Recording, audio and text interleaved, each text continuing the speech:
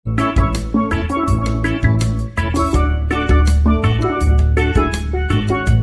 Prof, ini sudah banyak kiai juga, banyak kiai, kemudian alumni-alumni pesantren gitu.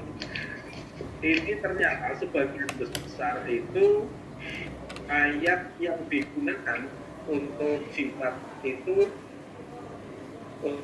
untuk yang berkaitan dengan hikmah ya, berkaitan dengan hikmah itu apa ya, begitu oleh jodoh lah gitu.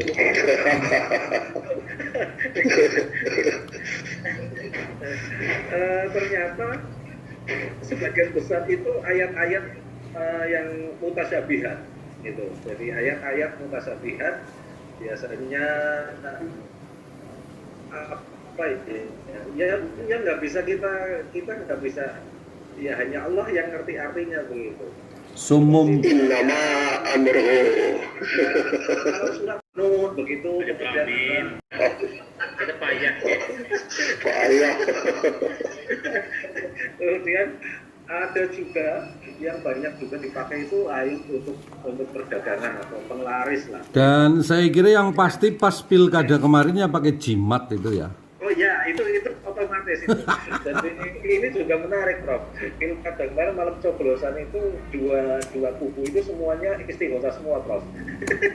Ini juga bagian, tapi nggak jimat lah itu lah ya. Itu memang amalan. Jadi itu yang banyak dipakai, dan sebagian besar itu ya ditulis menggunakan secari kertas, ada yang dibungkus mori tadi, kemudian ada juga yang ayat kursi itu juga ada. Ayat kursi itu kalau di sini lebih banyak untuk ini apa, menaklukkan jin atau apalah yang ada di rumah, dan biasanya di sini itu dilaminati kemudian ditempel di belakang pintu salah satu rumah.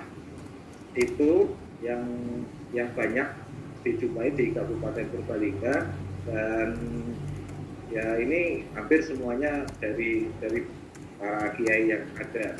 Kemudian masih ada lagi sebenarnya, ada apa ya, misalnya, tapi ini saya belum berani mengatakan ayat Al-Quran ini. Misalnya untuk kekebalan itu ada Rajah Nadom Jalalut dengan itu, kemudian ada Hatam Sulaiman dan seterusnya. Jadi itu yang berkaitan dengan jimat. Sebenarnya ada lagi tapi bukan jimat karena diamalkan itu bukan ada, tapi berarti kan aurat itu ya, bukan jimat.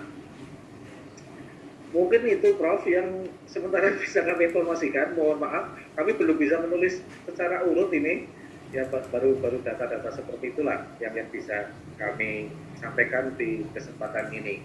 Dan sekali lagi, oh ya ada lagi juga beberapa mobil itu termasuk di Kemendak ini, para pejabat juga di mobil itu ada yang kadang ada tulisan apa ya, ayat Al-Quran juga dengan mobil, tetapi beberapa yang saya temui ternyata tidak berkaitan dengan jimat, hanya ya aksesoris begitulah, aksesoris, kemudian menunjukkan eksistensi sebagai seorang muslim begitu. Lebih kentalnya lagi kayaknya ngomong Kemendak lah, mobilnya ya nah, tulisannya Adrab kayak gitu.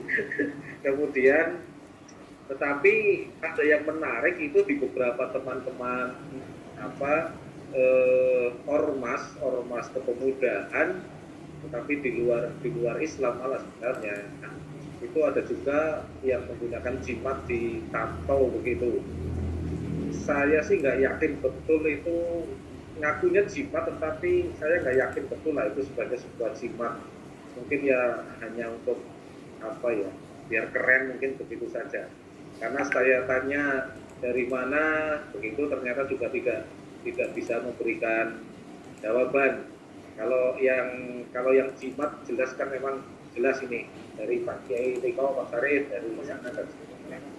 Sementara mungkin itu Pak Profesor dan teman-teman semuanya untuk mengisi waktu lah ya, dan mungkin juga saya juga malah nanti bisa dapat masukan dari Pak Profesor terutama bagaimana nanti kami menulis artikel ini dengan lebih baik. Sementara itu yang dapat kami sampaikan. Terima kasih. Assalamualaikum warahmatullahi wabarakatuh. Waalaikumsalam warahmatullahi wabarakatuh. Kulurin, Prof. Salam, Pak Sarip. Ya, gini,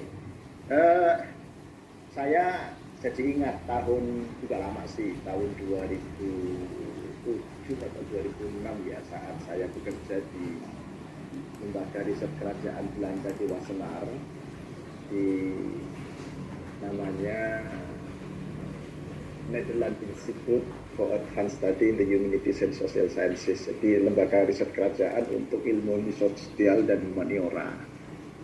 Di situ memang karena lembaga riset bukan kampus ya dan dibiayai dari kerajaan, maka tentu dari mana-mana orang yang diundang ke situ untuk melakukan riset. Dan dua di antara orang yang saya kenal waktu itu unik karena meneliti tentang pecalangan, Pak. Pecalang. Pecalangan itu ya pecalang ya. Pecalang Oke. itu apa namanya para Jawa ada Bali kan. Ya, sama satu lagi Jawara di Banten. Saya waktu itu sempat heran. Oh iya. Pecalang, kalangan pendekarnya Bali sama Jawara, kalangan Jaduke wong Banten malah sing lili wong liya. Yang meneliti malah justru orang bule kan, gitu kan. Jadi mengapa kita tidak mampu mengeksplorasi kekayaan kita sendiri begitu menurut saya gitu. Jadi ini saya ingin mengawali komentar saya ke Pak Sarip itu, Pak. Jadi ini sebetulnya pintu masuk di mana kita melalui kajian Al-Quran itu bisa ya memasuki ke wilayah-wilayah yang jarang sekali disentuh oleh orang lah kira-kira begitu. Selama ini kan kalau kajian Quran itu ya tafsir, kan gitu kan, ribut tafsir, kan gitu kan. Harus ya, ilmu sosial itu bisa banyak sekali digunakan untuk melakukan penelitian-penelitian yang bercorak sosial antropologi. Nah, jimat gitu ya, dalam konteks ini, yang mengatakan jimat itu kan tentu orang-orang tertentu, Pak. Betul, Sarif ya. Jadi yang mengangkat ijma sekaligus mengingkari ijma kan hanya orang-orang tertentu. Belum tentu semua orang meyakini itu, gitu kan. Ketika ada buntelan kertas, isinya apa gitu ya, lalu diberikan kepada orang yang sama sekali tidak meyakini, ya itu tetap buntelan kertas, bukan lagi jimat, gitu kan. Sehingga Pak Sarip di sini punya kewajiban untuk mendefinisikan itu. Definisi jimat bagi orang yang meyakini itu apa? Kan gitu kan? Apakah sesuatu yang bisa menyelamatkan, sesuatu yang memiliki kekuatan suprarasional gitu ya, sesuatu yang ternyata bisa melindungi dan seterusnya. Itu kan persepsi orang-orang yang meyakini itu. Ini penting untuk dieksplorasi dan Pak Sarip tidak perlu tergoda untuk masuk, Pak. Mau pakai Mau pakai mau enggak itu bukan urusan penelitian ilmu sosial gitu ya. Sarip sudah praktek, Prof itu, Prof. Tetapi mengidentifikasi orang-orang yang meyakini memakai sekaligus mencari bahkan gitu ya kemana-mana ziarah lihat batu jalan kan itu menarik untuk dieksplorasi, Pak, karena penelitian ini sebagai resepsi mungkin resepsi kultural ya, karena menciptakan budaya baru tadi, orang meyakini, mengimani dengan sangat yakin, kemudian menyimpannya dengan sangat hati-hati gitu ya, bahkan perlu ubur rampe misalnya begitu ya. Ini kan bukan hal yang sederhana, Pak. Gitu kan. Kalau misalnya gitu ya, pikiran dia itu terlalu rasional, ngapain saya direpotin harus ngurusin barang-barang kayak gini? Itu kan bisa saja kan gitu kan. Tapi dia tidak melakukan itu, tapi justru sebaliknya dia makin sayang dengan barang itu, lalu dia dipelihara, dijaga gitu ya. Kemudian dirawat segala macam lah gitu. Ini saya kira perlu dieksplorasi Pak, untuk mengetahui dengan pasti bagaimana mereka ini mendefinisikan jimat. Itu yang pertama. Yang kedua ya tentu para pembuat ya tadi itu yang Pak Sarip bilang banyak dari kalangan kiai ya. Saya percaya itu karena memang kiai-kiai itu kan ada yang unik kan gitu kan. Karena tuntutan status sosial lah kira-kira gitu.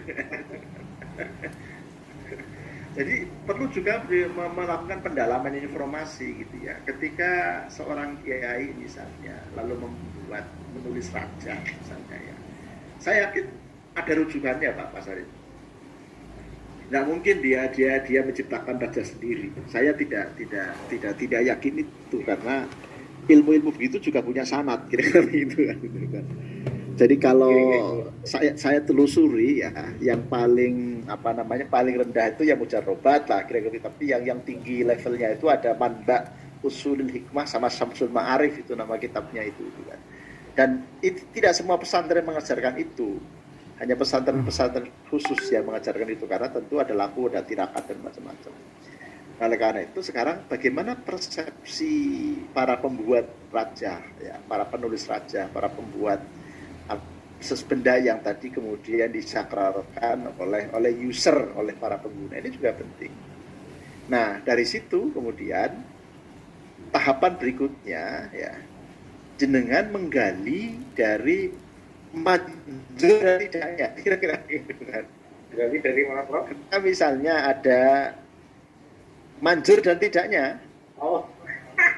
Iya. Ya, jadi yang nyimpen jimat tadi itu sekian tahun dia nyimpen, lalu khasiatnya katanya apa, bener nggak kira-kira begitu kan? Lalu juga harus melakukan penggalian data terhadap yang nggak manjur, Pak. Iya. Jadi biar ada komparasi gitu kan. Iya. Ketika misalnya fungsinya untuk penglaris misalnya. Lalu sugesti keyakinan bahwa akan laris itu terjadi atau tidak misalnya. Lalu adakah kemudian tindakan-tindakan yang menyebabkan ya terjadinya kondisi yang laris tadi. Misalnya dia patuhi nasihat-nasihat orang yang memberikan raja, harus disimpan di mana, tidak boleh dibawa apa misalnya begitu kan. Dikai kembang opo segala macam gitu kan, ubur rampenya itu dia taat atau enggak, lalu karena taat lalu dilalah gitu ya kesan Gusti Allah itu menjadi laris.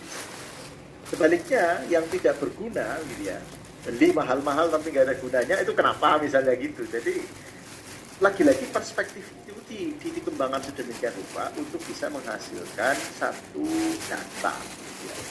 Data lagi-lagi ya dalam ilmu sosial itu kan saya sudah menjelaskan ada 4 langkah kan. Ada collecting data, mengumpulkan data, lalu ada pemilahan data atau reduksi data, kan, pengurangan data, yang tidak relevan disingkirkan, begitu ya, yang relevan dikumpulkan itu reduksi data, lalu displaying data, mendisplay data, ya ini data yang relevan, lalu ada analisis data, kan itu langkah-langkah yang pernah saya jelaskan pada pertemuan sebelumnya. Nah, semakin banyak data yang terkumpul Pak Sarif dan juga yang lain, ini akan semakin mudah. Jadi dengan merupakan pendekatan apa untuk menganalisisnya. Jadi jangan dibalik. Jangan pilih metode dulu sebelum ada data, itu pasti bingung itu kan. Jadi kalau datanya sudah banyak, sudah terkumpul gitu ya, mana yang relevan dan mana yang tidak, itu untuk kemudian pakai metode apa di dalam menganalisis itu pasti jauh lebih mudah. Karena nanti pendekatan atau metodologi penelitiannya itu ya akan menentukan hasilnya itu kira-kira seperti apa. Kalau misalnya sosial ya lebih banyak kepada aspek-aspek interaksi sosialnya tadi itu, sama aktor-aktornya gitu ya. Jadi baik pengguna, kemudian yang membuat interaksi di antara keduanya, dan bagaimana perilaku pembuat sama pengguna, ya, perilaku kesehariannya pasti punya pantangan itu, gitu kan. Jadi kalau misalnya punya pantangan dan pantangan itu tidak dilanggar, kan jadi tambah baik, kan, gitu kan. Jadi tambah soleh, kira-kira begitu. Jadi inilah yang saya kira perlu banyak digali, gitu ya, agar apapun namanya, ya apakah jimat, apakah rajah, apakah apalah nanti ya di dalam penelitian ini, menurut saya yang paling penting adalah di penggalian data terhadap masyarakat yang terlibat di dalamnya itu yang sangat diutamakan. Jadi yang membuat, yang menggunakan, termasuk yang tidak percaya gitu kan, itu juga penting gitu kan, sebagai pembanding, wah apa sih musyrik gitu kan, bisa saja kan gitu kan. Baik, itu aja dari saya. Mungkin silakan yang lain. Saya Oke, Prof, Nabi, silakan. sebelum Ya, Prof. ke Garden, sebelum ke Garden. Saya dulu Mas Kusnan ya. Pak Sarif, Pak Sarif baca dulu, Pak Sarif yang mimpin, Pak Sarif. Oke. Yang moderator langsung Pak Sarif. Pak Sarif jangan tuh. Saya Baris. Ya, monggo Pak Kusnan. Pak Kusnan monggo. Oke. Oke.